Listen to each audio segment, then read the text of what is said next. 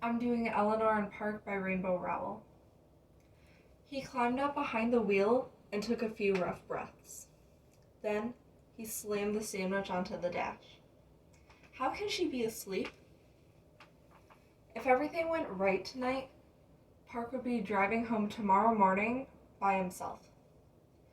He'd probably be able to drive now whenever he wanted, but there was nowhere he wanted to go without Eleanor.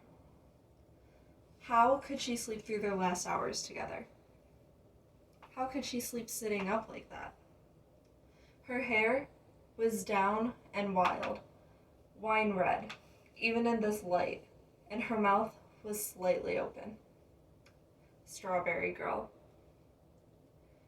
He tried again to remember what he'd thought the first time he saw her.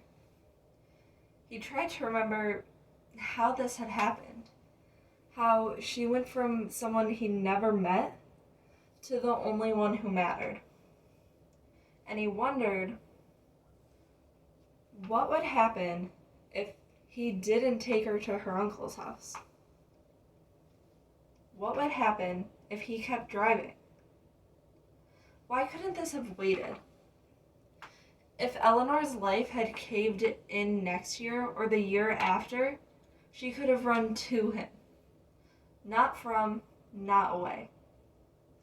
Jesus, why couldn't she just wake up? Park stayed awake for the next hour or so, fueled by coke and hurt feelings. Then the wreck of the night caught up with him.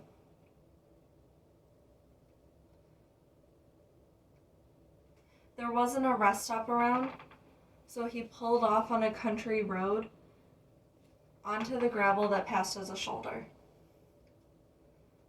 He unbuckled his seatbelt, unbuckled Eleanor's, then pulled her into him, laying his head on hers. She still smelled of last night, like sweat and sweetness and the Impala. He cried into her hair until he fell asleep.